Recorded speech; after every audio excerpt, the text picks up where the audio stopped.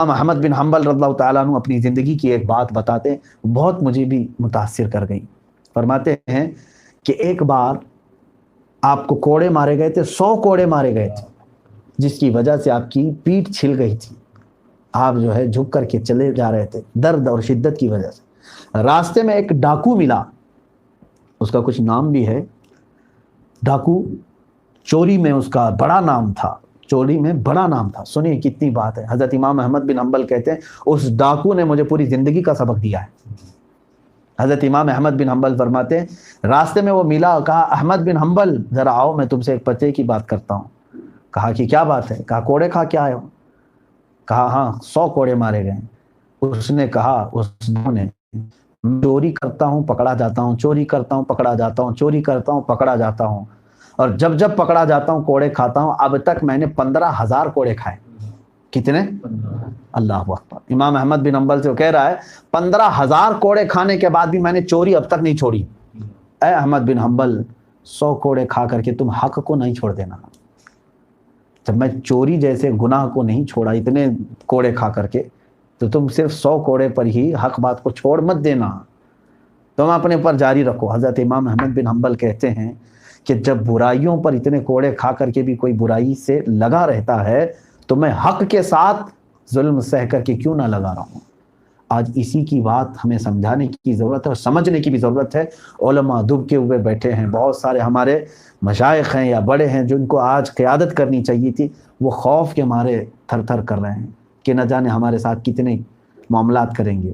ہوگا ہی، خود ہمارے اوپر انہوں نے کیس رکھے ہیں، کتنے مقدمات میں ہم کو گھما رہے ہیں، آپ جانتے ہیں ان چیزوں پر کیا قصور ہیں ہمارے۔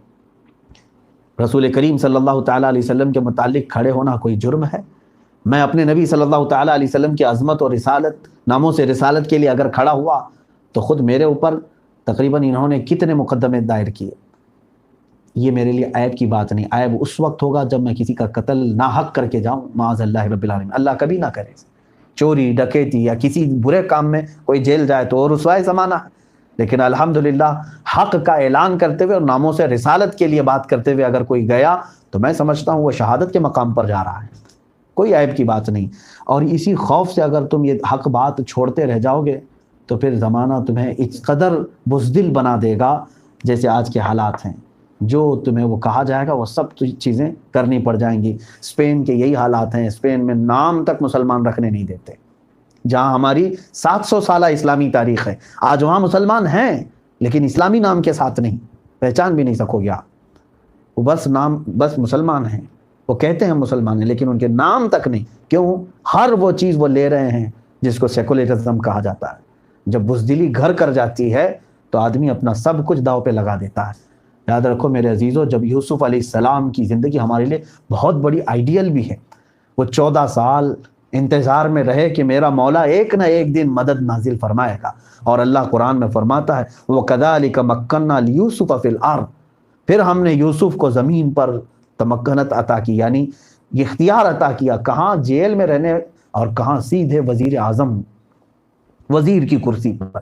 وہ مولا بے حساب عطا کرتا ہے، اس کی حکمتیں نہیں جان سکتے کہ کب وہ کہاں سے اٹھا کر کہاں رکھے گا۔ نبی کو نبی کے گھر سے کنویں تک لایا، اور کنویں سے بازار میں، بازار سے زلیخا کے گھر میں، زلیخا کے گھر سے جیل میں، اور جیل سے سیدھے بادشاہ کے وزیر اعظم کے تخت پر۔ کیا کبھی اس طرح کا سفر آپ نے دیکھا ہے؟ حضرت یوسف علیہ السلام کو پھر بادشاہ مصر نے اپنا تخت دے دیا اور وہ خود دستبردار ہو گیا۔ یوسف علیہ السلام تخت مصر پر قائم رہے۔ پھر ایک زمانہ ایسا بھی آیا کہ روایت ملتی ہیں زلیخا کو بھی حضرت یوسف علیہ السلام نے معاف کر دیا، اور پھر وہ بوڑھی ہو چکی تھی، ان سے نکاح بھی فرمایا، روایات ہیں۔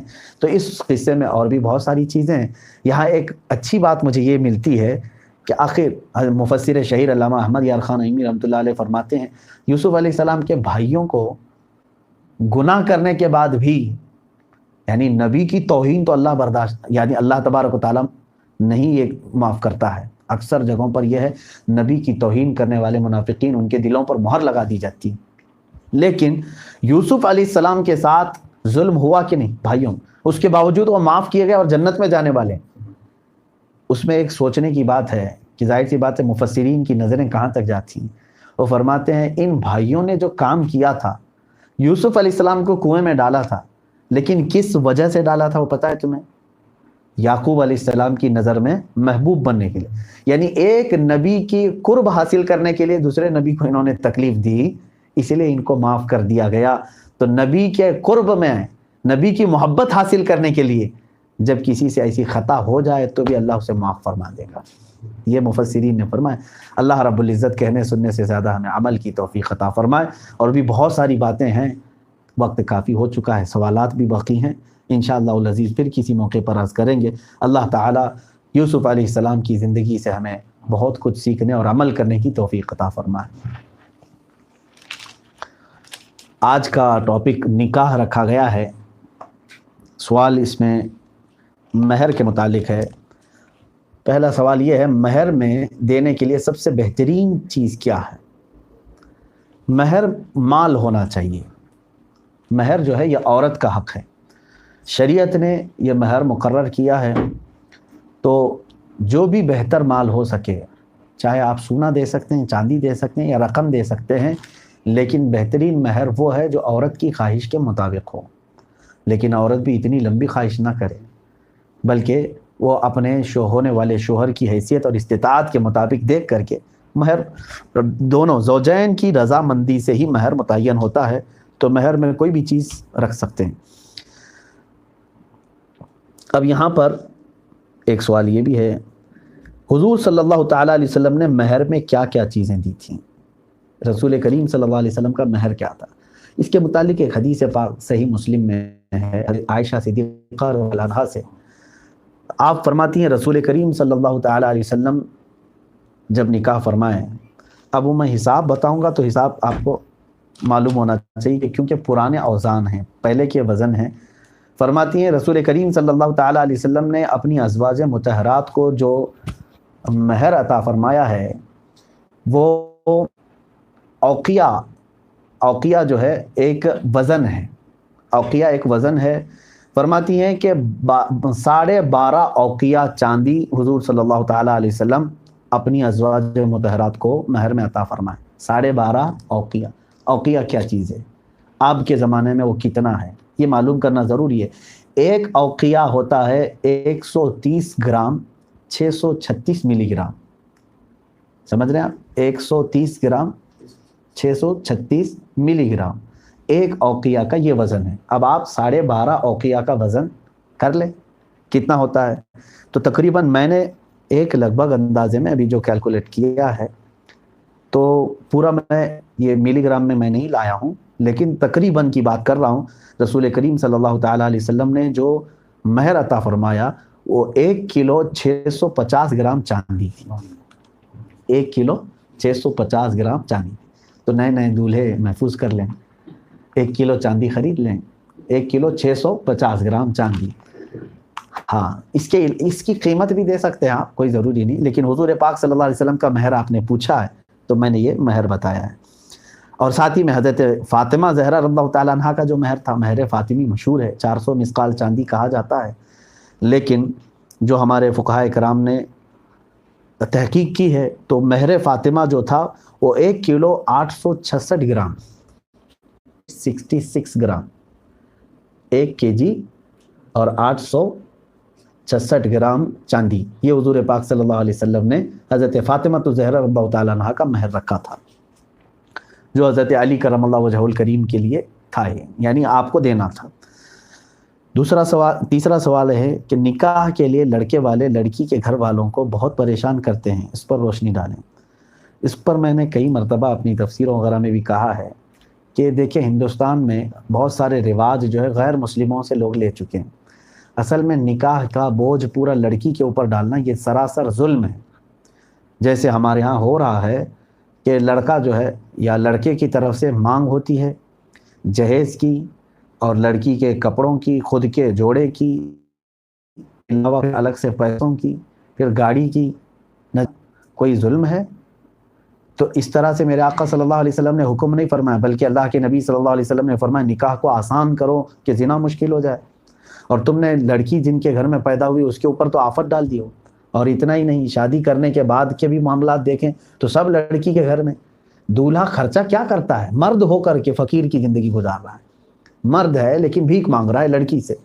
कैसी ये बेहयाई की बात है कि अल्लाह ताला ने तुम्हें मर्द पैदा किया, तुमको माश का जिम्मा दिया, तुम कमाते हो, लेकिन बेचारी जो नहीं कमाती उसी से तुम जहेज भी मांग रहे हो, गाड़ी भी मांग रहे हो, पैसे भी, और अपने पहनने का जोड़ा भी। इतना ही नहीं, शादी में पूरी बारात लेकर के उसी के घर पे टपकते हैं और पूरा का पूरा उसका साफ करके आए, और उसमें भी अगर कुछ कमी हो तो हमेशा के लिए उसको ऐब लगाएं। ये जुल्म नहीं है? मैंने देखा है कि यहाँ पर लड़के यहाँ सिवाय वलीमे के कोई खर्चा नहीं करता, वलीमे के बाद भी सारी जुम्मा की वहीं जा करके करता है लड़की के घर में। फिर बच्चा के पहले की बच्चे की विलादत हो तो वो भी लड़की के घर वाले पर, अकीका हो तो वो भी लड़की के घर वाले पर। तुमने एहसान कर दिया क्या लड़की के घर पे एक बच्चा पैदा करके? तुम्हारी जिम्मेदारी है। अरब में ये रिवाज नहीं है आज भी, वहां पर लड़के के ऊपर है, लड़के के ऊपर है कि लड़का औरत को दे करके लाएगा, क्योंकि वो अल्लाह ने उसको तुम्हारे हवाले किया है, ना कि तुमको उसके हवाले किया है। दुल्हने हुए हैं। हकीकत तो ये है कि ये इनको दुल्हन होना चाहिए कि ये सब मांग रहे हैं बेचारे, क्योंकि अरब में दुल्हन मांगती है, महर मांगती है, जहेज वो मांगती है, वो घर मांगती है कि मुझे लेकर जा रहे हो कहाँ रखोगे। इसी तरह बेचारा हमारा हिंदुस्तानी लड़का मांगता है जो कि दुल्हन बन रहा है। तो मैं नौजवानों से कहूँगा, तुम बेहया दुल्हन मत बनो, अल्लाह ने तुम्हें मर्द बनाया है। तुम खुद अपने हाथ से कमाओ और औरत का अच्छा महर दो और उसके घर से मुतालबे ना करो। इस्लामी रिवाज और शरीयत में ऐसी कोई चीज़ नहीं। हाँ, उसका बाप, लड़की का बाप जो खुशी से दे दे उसको लेकर के आओ, कि ये भी सुन्नत है कि वो घर गृहस्थी की चीज़ें बाप खुशी से अपनी बेटी को देता है तो वो लेकर के आए, उसमें कोई हर्ज नहीं। लेकिन मुतालबा करना नाजायज़ है। औरत के घर से इस तरह की फरमाइशें करना, फ़लाँ चीज़ चाहिए, फ़लाँ चीज़ चाहिए, ये हमारे यहाँ गैर मुस्लिमों से आया है। मैं मुसलमानों से गुजारिश करूँगा, हरगिज़ हरगिज़ इस बला में ना पड़ो, वरना अल्लाह ताला तुम्हें हकीर और जलील बना देगा। क्योंकि हदीस में है, जिसने औरत के माल को देख करके निकाह किया, मेरे आका सल्लल्लाहु अलैहि वसल्लम ने फरमाया, अन करीब अल्लाह ताला उसको मोहताज बना देगा, भिखारी बन करके रहोगे। और एक सवाल ये, आज के दौर में एंगेजमेंट के बाद बहुत से लोग एक दूसरे से बात करने लग जाते हैं, क्या ये जायज़ है? भाई, ये एंगेजमेंट का मतलब समझ रहे हैं आप कि बस एक शादी पक्की करने की बात है, ना कि शादी हुई। शादी पक्की करने की, अगर वो एंगेजमेंट टूट गई तो तुम्हारी सारी बातें भी ख़त्म हो जाएंगी, क्या क्या बातें कर चुके थे, और उसके बाद फिर वो सब क्या अकल आपकी तस्लीम करती है जो आपकी बीवी अभी बनी नहीं, उससे बीवी जैसे बात करना, इस्लाम में इस चीज़ की इजाज़त नहीं। एक बात याद रखो, तुम हज़ार छुप करके बात करो या अलल-ए-लान बात करो, अल्लाह शाहिद है, अल्लाह देख रहा है। तो मुझे दिखाने के लिए या किसी को दिखाने के लिए इस पर नहीं, बल्कि अल्लाह रब्बुल इज़्ज़त शाहिद है, वो देख रहा है तुम्हें जिस चीज़ की इजाज़त दी। इतना भी सब्र नहीं, अभी मंगनी हुई, ज़िंदगी पूरी पड़ी है बात करने के लिए आपको। बीवी लाओ, रोज़ाना उसके साथ 4 घंटे बात करो, क्या हर्ज है? लेकिन ये देखने को मिलता है जितनी बातें हैं वो सब शादी से पहले ही की। एंगेजमेंट से शादी के बीच का जो वक्फा है वो तकरीबन पूरी ज़िंदगी की बातें वहीं कर चुके होते हैं। क्योंकि ये भी सवालात बहुत आते हैं हमारे पास औरतों के कि हमारा शौहर 5 मिनट भी देता नहीं हमको, घर में बैठता ही नहीं है, आता ही नहीं है। तो मैंने यही कहा, ये साहब जितना बात करना था वो तुमसे एंगेजमेंट के बाद कर चुका है, अब क्या करेगा बेचारा। हाँ, जिन्होंने बात नहीं किया, अल्लाह तबारक व तआला उनके दिलों में मोहब्बत रखे। अब यहाँ पर एक तरीका, एक साहब ने और भी सवाल किया है, उसी सवाल को मैं इसमें जोड़ करके कह दूंगा। आजकल क्योंकि कम्युनिकेशन बढ़ चुकी है, तो जब इंगेजमेंट हो जाए, सवाल उन्होंने क्या दूल्हा इंगेजमेंट अपने ससुर और उनके चंद गवाहों के सामने निकाह कर ले और ये कह दे कि कबूल है, ताकि आगे चल करके अपनी होने वाली दुल्हन से बात कर सके, तो क्या ये जायज़ है? बिल्कुल, ये बहुत अच्छा तरीका है। मैं तो ये कहता हूँ कि इंगेजमेंट जब हो रही है, आप वैसे भी इंगेजमेंट हल्की फुल्की कहाँ कर रहे हैं आज, उसके लिए भी हॉल बुक कर रहे हैं, दावत दे रहे हैं, सारी तकरीबन एक शादी के जैसे कर रहे हैं। तो क्यों ना उन दोनों को बिठा के कबिल तू कहला दें, कबूल है कहला दें, हो गया, वो दोनों एक दूसरे के लिए हलाल हो गए। जब रुखसत करना है, हो सकता है एक और रिसेप्शन रख लें शादी की। ये अगर 2 गवाह वहाँ पर मौजूद हैं, अब ससुर हो या ना हो ज़रूरी नहीं है, लेकिन आपके और आपकी बीवी के दरमियान 2 गवाह हैं वहाँ पर इंगेजमेंट के बाद, और लोग जान भी रहे हैं, उसी वक्त अगर इजाब कबूल हो गया तो वो निकाह ही हो गया। उसके बाद आप खुल करके बात करो, आपकी बीवी है वो, शरई बात कर सकते आप, सुबह बात करो, दोपहर में बात करो, रात में बात करो, कुल बात करो। ये तरीका अच्छा है कि एंगेजमेंट में ही इजाब कबूल हो जाए, और जब उसको औरत को लाना है تب پھر آپ کوئی شادی کا دن مقرر کر کے عورت کو رخصت کرو۔ ایسا بھی حضور اکرم صلی اللہ تعالیٰ علیہ وسلم نے حضرت عائشہ صدیقہ رضی اللہ تعالیٰ عنہ کے ساتھ ایسے ہی فرمایا۔ پہلے 3 سال پہلے ماں عائشہ صدیقہ رضی اللہ تعالیٰ عنہ سے حضور کا نکاح ہوا، لیکن حضور کے حرم میں وہ آئی نہیں، 3 سال کے بعد وہ رخصت ہو کر حضور صلی اللہ علیہ وسلم کے حرم میں تشریف لائیں۔ تو اس طرح بھی آپ چاہیں تو کر سکتے ہیں۔ اب سوال ایک یہ ہے، شادی میں بہت سے رسم و رواج کرتے ہیں جیسے کہ ناریل پھوڑنا، جلوہ ڈالنا، کیا یہ سب حدیث سے ثابت ہے؟ دیکھیں، ناریل بھی پھوڑو، انڈے بھی پھوڑو، جو کچھ بھی کرنا ہے، آپ کو میں لمٹ آپ کو بتا دوں، کیونکہ شادی جو ہے یہ خوشی کا وقت ہوتا ہے۔ جیسے مہندی لگانا، ہلدی لگانا، یہ سب ہمارے یہاں کے رواج ہیں۔ یہ ضروری نہیں کہ پوری دنیا میں ہلدی لگ رہی ہوں، ہمارے علاقے میں ہوتی ہیں، ہندوستان میں پھیلی ہوئے ہیں۔ شریعت ایسی کسی بھی رسم کو منع نہیں کرتی جو قرآن و حدیث سے نہ ٹکرا رہی ہو۔ بات سمجھ میں آ رہی؟ خوشی آپ کے لیے جائز ہے، بس اتنا دیکھیں کہ شریعت کے خلاف کوئی چیز تو نہیں جا رہی۔ ہاں، ہلدی کھیلنے میں، آپ لیمو کھیلنے میں، کہیں لڑکیوں کے ساتھ، عورتوں کے ساتھ بے تکلف ہو گئے، خلط ملط ہو گیا، ایک حرام کام آپ نے کیا، اور ایسا رسم جائز نہیں۔ باقی آپ سارے لوگ ہلدی ایک آپ کر رہے ہیں، وہاں ضیاء بھی نہ ہو۔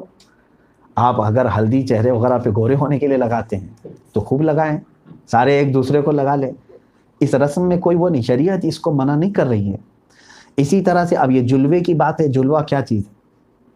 وہی جو رخصتی کے وقت جو عورتیں گیت گاتی ہیں، یہی کوئی حرج نہیں۔ پہلے مجھے وہ شعر سننا پڑے گا کہ عورتیں گاتی کیا ہیں، مطلب اگر وہ کوئی کفریہ باتیں نہیں کہتی ہیں، حرام باتیں نہیں کہتی ہیں تو خوب وہ گائیں، کوئی مسئلہ نہیں، کیونکہ عرب میں بھی رواج تھا کہ جب دلہنوں کو رخصت کیا جاتا تھا تو آس پڑوس کی جو سہیلیاں ہوتی تھیں وہ گنگناتی تھیں، اور حضور پاک صلی اللہ علیہ وسلم نے اس کی اجازت عطا فرمائی کیونکہ وہ خوشی کا دن ہے۔ بلکہ اللہ کے حبیب صلی اللہ علیہ وسلم نے فرمایا اعلنوا النکاح واضربوهن بالدفوف، نکاح کا اعلان کرو اور اس وقت جو ہے دف بجا کر کے آواز سے لوگوں کو بلاؤ، چھپ کر کے نکاح نہیں ہوتا۔ تو دف بجانے کی اجازت جب ہے تو یہ خوشی شریعت کی لمٹ میں ہے، شریعت کے حدود میں۔ تو میں نے ہر ایک، اب کیا کیا میں رسم و رواج آپ کو بتاؤں کہ بہت ساری جگہوں پر وہ ہے، یہ ہے، یہ ہے، ایک فارمولہ بتا دیا کہ کوئی ایسا رسم جس میں حرام کاری ہو رہی ہو اس سے بچیں، باقی کوئی بھی خوشی آپ کر سکتے ہو کریں۔